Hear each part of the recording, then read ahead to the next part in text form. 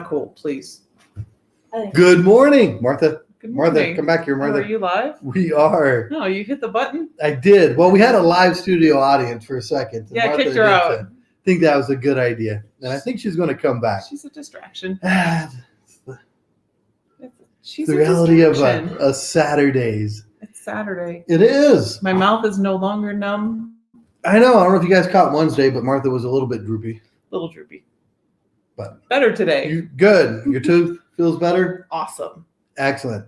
Hey, today what we want to talk about was Martha found this pretty cool list on different milestones in somebody's life. Yeah. You know, what was interesting was there were some things on there that were like obvious, right? Mm-hmm. You know, like when you find your soulmate. Things like that were obvious, but other things were like, I never thought about that.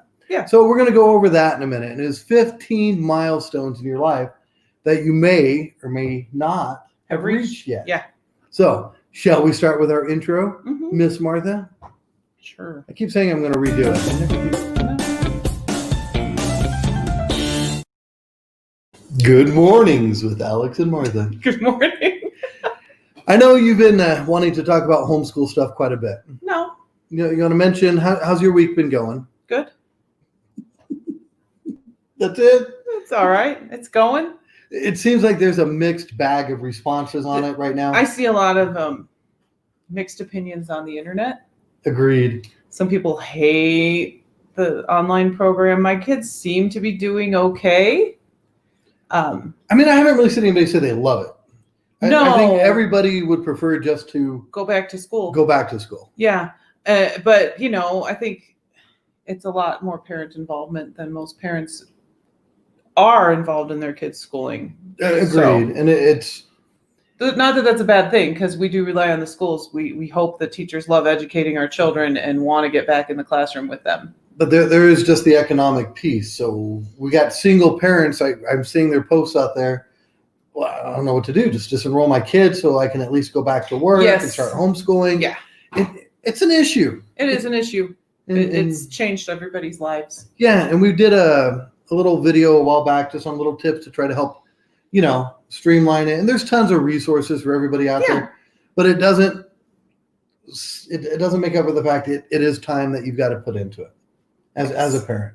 Yes, and if you have to work, what to do with your kids, because honestly, I see a lot of people that have put their kids in daycare, and the daycare is teaching kids up to 5th grade now. They have kids. I know. Doesn't that sound like... And I'm like, a place where kids go to learn, that's called school. I know. And if they can have that many kids in a daycare, we open the school? I agree. That's my soapbox. Even the little dance studio that we found for Chloe, they were thinking about setting up something where we could have kids in here and have someone qualified to help them. Checked. That's a teacher. But under the guidelines, they can set it up that way. Yeah, so it's interesting. I don't quite get it. I don't get it either.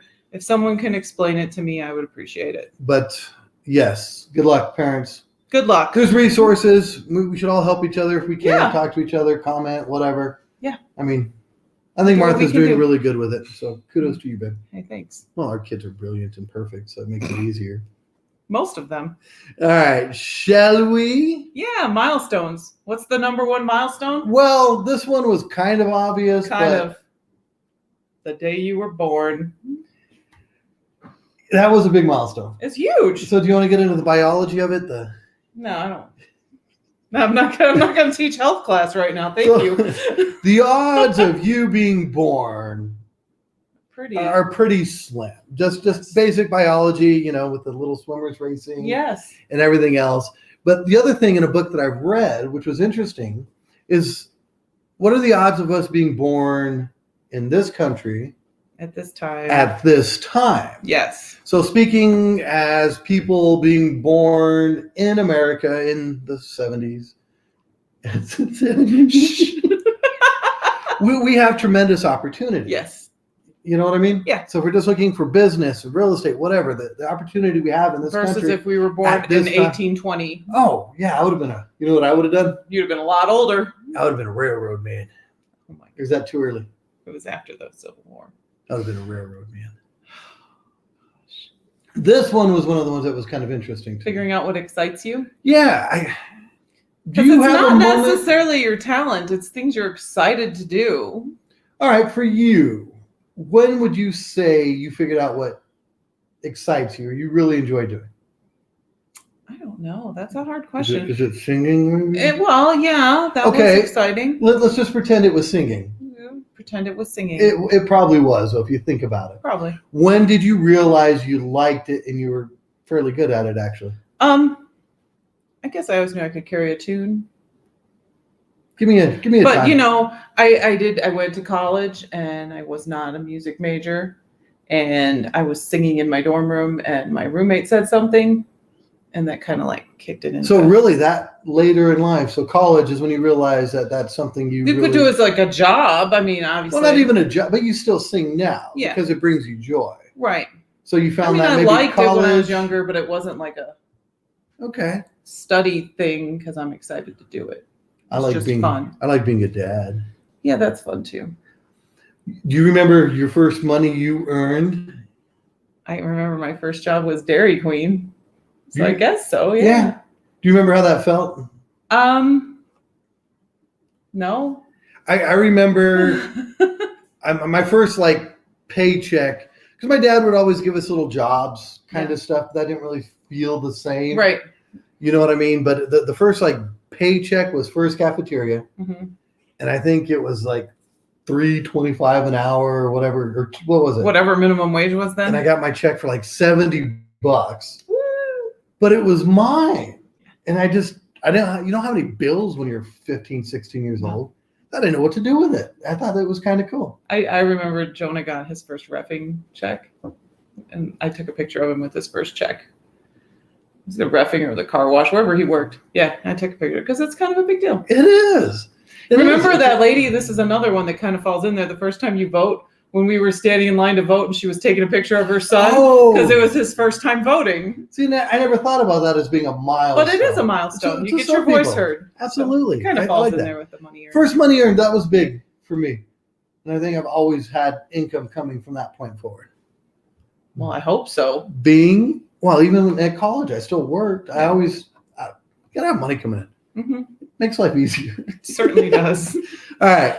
Being on your own. Yeah. So the first time you're in your own place, you're responsible for making your own dinner, cleaning your own house. So you went to college, right? I did. Away. So you had dorm life with your first being on your own. Yeah. Which is kind of like, it's an in-between. Middle. Yeah. But you still got to manage your time. Mm-hmm. You still got to manage your budget. Yes. You got to figure out when you're going to eat, where you're going to eat. Did you have a freak out moment on that? I don't recall one. No. I was so you went pretty good? Yeah, I mean, I knew how to do laundry. You knew how to balance your checkbook? I did. Oh. I had a class in high school. I don't think they teach that anymore. Well, people have been out on checkbook. What's a checkbook? Who writes checks, old lady? Yeah, cash at me. Give me a check. It's insanity. I know. So let's pretend you found your perfect partner. I did find my perfect partner. Do you remember? Mm-hmm. When was it? I'm just kidding. Who was it? You. Oh my gosh. It was at UNM. Yes. We met kind of introduced by your roommate who was a friend of mine from high school. And I just knew she liked me. And then she stalked me for months. Years. Drunk calling at 1 a.m. Oh. It was really embarrassing. Really embarrassing. That changes your life. When you find a partner, yes, it changes your life. And I like that better partner than just, it's true love. It's not, and it may not necessarily be the partner for the rest of your life. It may turn into a really long-lasting friendship after that. But finding someone that. Yes. Okay, that's fine. That I thought we were going connect with the us thing. No, finding someone you connect with. And somebody you're going in the same direction with. Yes. Because we hear that a lot. People they're going different directions on the way they want to manage money, on the way they want to raise kids. Yeah. And that makes stress. And you and I'd say we've done very well with that, where we've said these kids aren't going to split us apart. Right. Whatever we say, it's both of us together. And I think we've done very well with that. I think so. They don't divide and conquer us much. Do you, Chloe? Not really. No. We have our live studio audience back. Buying, this was fun. Buying your first home. Buying your first home. Do you remember your first home? I do remember our first home.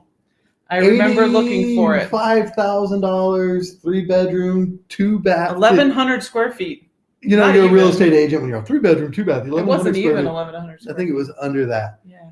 Oh, we did everything though. We redid the tile. We painted it. I love that little house. It was fun. Hey, advice from a real estate agent: keep every property if you can. Yeah, if you can keep it, keep it. Because that house, 85, probably worth about $180 now. Probably. Would have been a great rental. Keep every property. That's actually advice from my dad. Yes, that's I think good he's advice. only sold one property he's ever owned, and he still regrets it. Yeah. All right. Oh, the moment you figure out what it takes to win. When did you figure out what it takes to win, or have you? I had that moment, Cool. Martha, and it was 2007, 8-ish, in the other industry we were at. Everything was hitting. Everything was cycling. I'm a little heavy now. You know, I'm a little heavier than I have been. A little bit. But there was a point where health was good, money was good, family was good. We were involved in the church more than we ever had been, and just everything was hitting on all cylinders, right? Yep.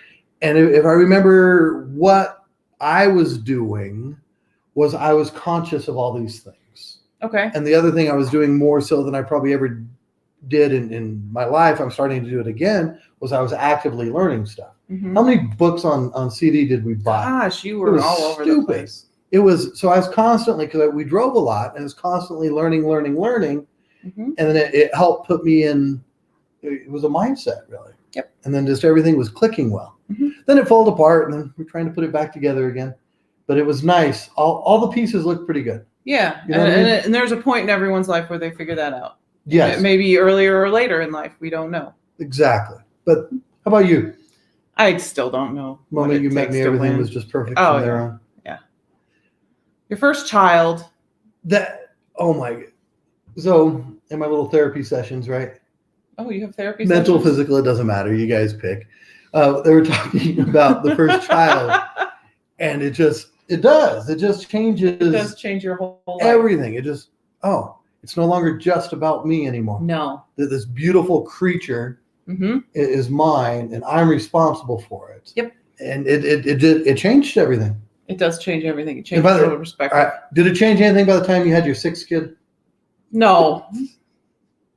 But number 1 changed a lot. It did. By the time you're on your Especially 3rd, when they're like, oh, here, take this home. you get more training to drive a car than you do to raise a child. Yes, you do. It's insane. It is. There you go. Good luck. It changes your whole perspective on life. Yes. And we did good. Yeah, he's all right. Well, he's still alive. He's alive. This is a slap The in the moment face. you realize you have more years behind you than ahead of you. You know, do you remember the age they said? Average life expectancy? Average in the world was like 88. Early 70s. US is 87. Yeah, so once you hit, if you're in the United States, once you hit the age of 44, you're on the downwards. So I'm 45. Oh! Why do you act surprised? You know how old I am. I do know. I didn't know you were going to broadcast it. But I'm on the backside of that. And I'm starting to look at that. It's like, I've got more years behind me than I do ahead of me. But I still got a lot of years ahead of me. So there's still, I can accomplish a lot. You can. It's never over. But like talking with my parents, they know where they are. And they talk about it that way. And I think it's actually wise, because we've seen it the other way, where people, they're at that point and they're ignoring it. And then something happens. And I don't think that's smart. No. I mean, we got to be realistic. You can't be in denial about your age. I mean, it's what it is. It is. We can't control it. Love this. Retirement or financial freedom. Yes. So the day I get to quit working. No. The day you no longer have to work. Thank you. Ooh. There's a difference. There is a difference. So you can achieve financial freedom like now, young, if you 20s, want, 30s. whatever. Old Mark Zuckerberg, he probably don't have to work anymore. He's probably pretty good. He's achieved that point in his life, but he continues to work because of the passion. Right. But he doesn't necessarily have to. I mean, any of these mega rich people, they don't have to work. Right. But they choose to. So they've already reached that point. So even the word retirement, that doesn't mean anything to them. They could have retired decades ago. Yep. So I love that thought of it. That point. And the statistic now is that people can live comfortably on $5,000 a month. Well, what they said, and I agree with this, whatever your nut is, what you have to make to live, double it. Yep. So like us, we need $5,500 a month to live, right? So double it. So 11 grand. So if I have 11 grand a month coming in passive income, I've got financial freedom. We're good. Yeah, that's true. And then the other question, if we had 11,000 a month coming in, what would you do? Topic for another day. Another day. Another day. Hey, I see a couple of you live. Pop in, say comments, say hello.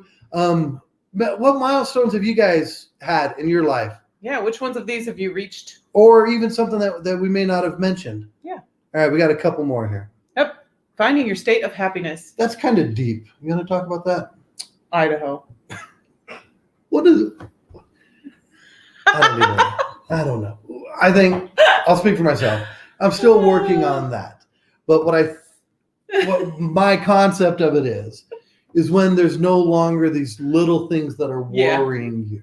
Yeah. Right? You're not worried about when you're just your next content payment. with what's going on and you know everything's going to be okay. And you're like the little Buddha. Yeah. You're at peace. You're just rubbing your belly. All is good. Yeah. Yeah. Maybe not Very that cheesy, but something like that. It's not Idaho. It's Lorna. Good morning, Lorna.